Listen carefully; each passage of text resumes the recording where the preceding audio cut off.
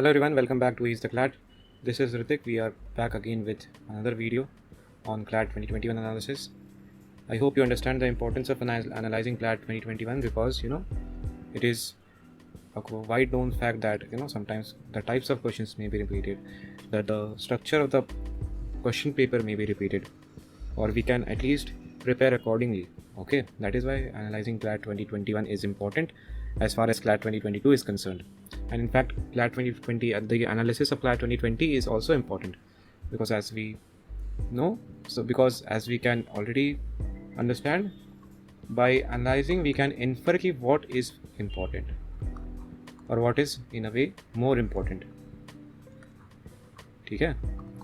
Now what is the structure, what has been the structure of the paper, what can we expect in the examination. इस तरह के काम को आसान बनाने के लिए we analyze the previous year papers. ठीक है, let's move ahead. Logical reasoning इस पेपर में analyze करेंगे. ठीक है, we have already analyzed the other sections, the other 3 sections. QT भी इस पेपर में analyze होगा actually. Legal reasoning, current affairs and English, इन तीनों की analysis आपको मिल जाएगी. एक general analysis भी है, ठीक है, जिसमें मैंने sources के बारे में बात करी है. उन वीडियोस को आप इस प्लेलिस्ट में देख सकते हो. लॉजिकल रीजनिंग की बात करें तो let's see the stats are over here. सबसे पहले देखो यहाँ पे लॉजिकल रीजनिंग लिखा है, यहाँ पे सोर्स लिखा है पैसेज का and link. I already talked about it. The source of 4 of the passages was the Indian express. ठीक है, एंड 5 पैसेजेस का सोर्स जो है वो न्यूज़पेपर था. आउट ऑफ 6 5 का सोर्स जो है वो न्यूज़पेपर था, which means that newspaper is going to be very very important this year as well. ठीक है, न्यूज़पेपर मतलब रोज़ का रोज़ आपको ओपिनियन पेज तो पढ़ना ही चाहिए. ठीक है, एंड इनफैक्ट 2 न्यूज़पेपर का पढ़ना चाहिए. एक तो हो गया इंडियन एक्सप्रेस एंड दूसरा हो गया द हिंदू. इससे जो एक और बेनिफिट मिलेगा कि you would be familiar with the current affairs. ठीक है, कि कौन कौन से इवेंट्स अगर हो रहे हैं आसपास, इससे you would be familiar with. Data की और अगर बात करें तो यहाँ पे क्वेश्चन नंबर लिखा है, क्वेश्चन टाइप लिखा है, जैसे हर वीडियो में मैं कर रहा हूँ. ठीक है, लास्ट में यहाँ पे समरी लिखा है. तो आप देखोगे कि मेन आइडिया पे सिर्फ 2 ही क्वेश्चन थे इस बार. ठीक है, पहले 2 पैसेज में एक मेन आइडिया का क्वेश्चन था. उसके बाद जो बाकी के 4 पैसेजेस थे उनमें से एक भी पैसेज में मेन आइडिया का क्वेश्चन नहीं था. इन्फ्रेंस पे भी देखोगे तो काफ़ी सारे क्वेश्चंस थे. ठीक है, इन्फ्रेंस मतलब एक तरह से रीजनेबली ट्रू होना चाहिए, है ना. Which among the following is a valid inference का मतलब यही होता है कि which of the following is reasonably true. और कंक्लूजन में हो गया तो which of the following is definitely true. ठीक है, या फिर डिडक्शन जो होता है एक तरह से. इन्फ्रेंस और डिडक्शन में यही तो डिफरेंस होता है, डिग्री का डिफरेंस होता है कि can we say something is true. Inference में जो डिग्री होती है वो रीजनेबल डिग्री होती है. ठीक है, और जो कंक्लूजन या डिडक्शन में जो डिग्री होती है वो डेफिनेट होती है 100%. If you look at the other types of questions, main idea पे 2 क्वेश्चन थे, इन्फ्रेंस पे 10, स्पेसिफिक डिटेल पे 6, कंक्लूजन पे 4, स्ट्रेंथ एंड वीकेंड पे 5, एप्लीकेशन पे 1, एक्सप्लेनेशन पे 2, total 30 question, 6 passages. And one more thing, इस बार एक भी पैसेज पे एक भी जो सेट था वो एनालिटिकल रीजनिंग पे बेस्ड नहीं था, सारे के सारे क्रिटिकल रीजनिंग पे बेस्ड थे. तो that's a good sign in a way, but also थोड़ा पैसेज लेंदी हो गया था इसके कारण. सो दोनों मतलब बैलेंस आउट हो जाता है. एनालिटिकल रीजनिंग कुछ लोगों को ज़्यादा पसंद आता है, कुछ लोगों को क्रिटिकल रीजनिंग पसंद आता है. तो जिन्हें एनालिटिकल रीजनिंग उतना पसंद आता होगा उनके लिए थोड़ा सा दिक्कत था पेपर में.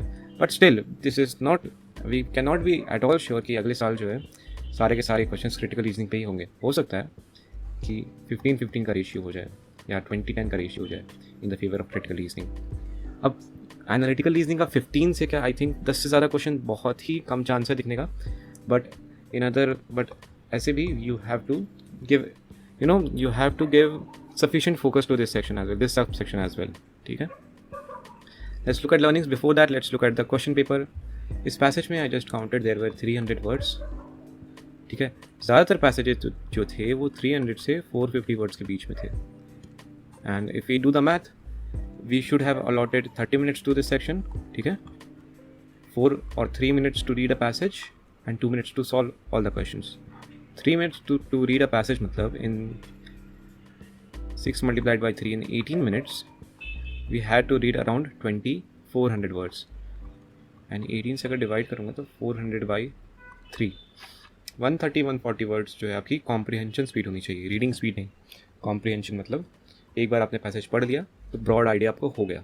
This should be your main goal. ठीक है, वैसे तो 300 वर्ड्स पर मिनट अचीव करना भी पॉसिबल है, एक साल में पॉसिबल है. ठीक है, गुड नॉर्मली एवरेज जो होता है 250 से 300 के बीच में होता है, लेकिन ये रीडिंग स्पीड का होता है। कॉम्प्रिहेंशन स्पीड आई बिलीव आप 100 वर्ड माइनस कर लो या फिर उससे ज़्यादा ही माइनस कर लो, अराउंड 50% की कॉम्प्रिहेंशन होती है नॉर्मली। एंड उस पर भी the type of passage that you are reading in and the type of person you are, ये सब फैक्टर्स अलग अलग हैं। जैसे साइकोलॉजी के स्टूडेंट को you cannot be you cannot expect him to read physics at the same speed, right?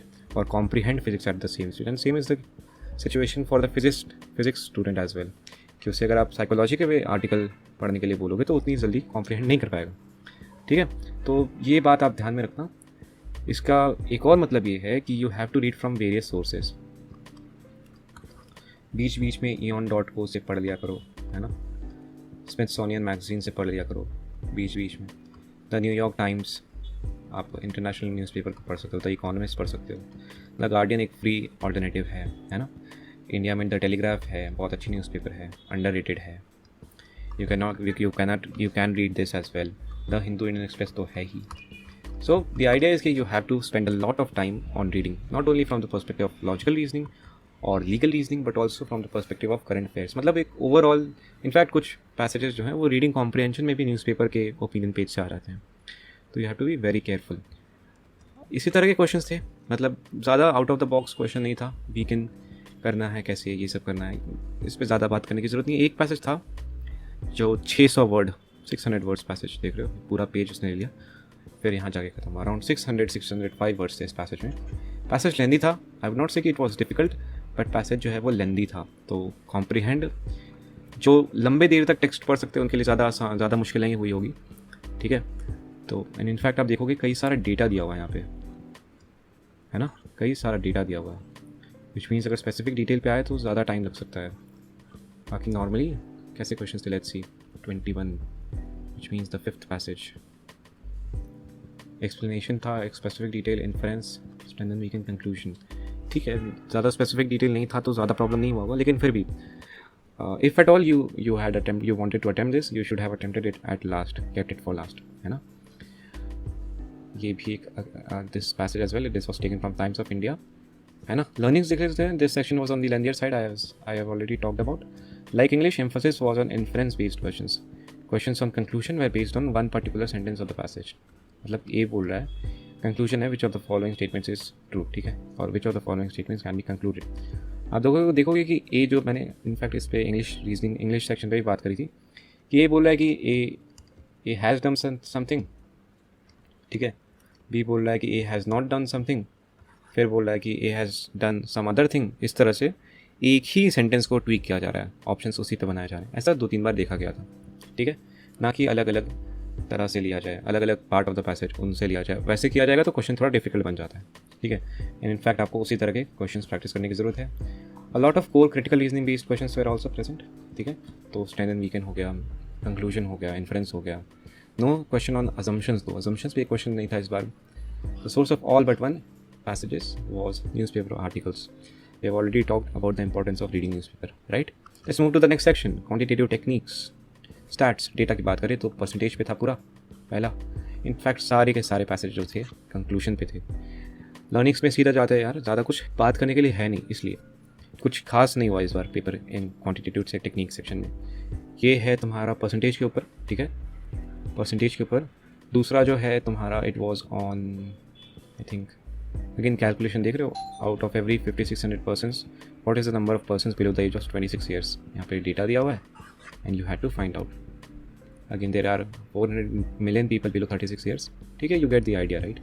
ये था आई थिंक रेशियो प्रपोर्शन पे कॉन्ट्रोवर्शियल क्वेश्चन, बिकॉज जो सम हो रहा है 100% से ज़्यादा हो रहा है, लेकिन जो क्वेश्चन वो अज्यूम करके नहीं बनाया गया था, ठीक है।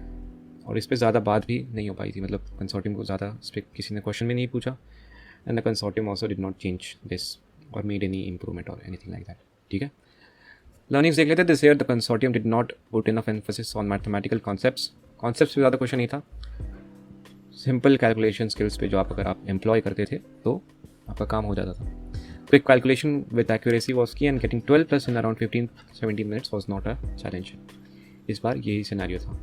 नेक्स्ट ईयर चेंज हो सकता है बिकॉज लास्ट ईयर काफ़ी डिफरेंट था इससे, है ना, तो ये भी आपको ध्यान में रखना है। Lastly let's talk about some things है ना, लर्निंग्स फ्रॉम क्लैट 2021 की जो शीट है, you would get automatic access to it. Legal reasoning की जो शीट है, मैंने पहले पिछली वीडियो में ये बात करी थी, the link is in the description, you can check, you can get access from there. And जो मेंटोरशिप प्रोग्राम है that is live as well, है ना, you can enroll in this program as soon as possible. ज़्यादा seats नहीं है, there are limited seats only. And last but not the least, subscribe to the channel if you haven't done already. Like this video so that this feeds the YouTube algorithm and उससे जो ये video है ज़्यादा से ज़्यादा लोगों तक पहुँचेगा, है ना।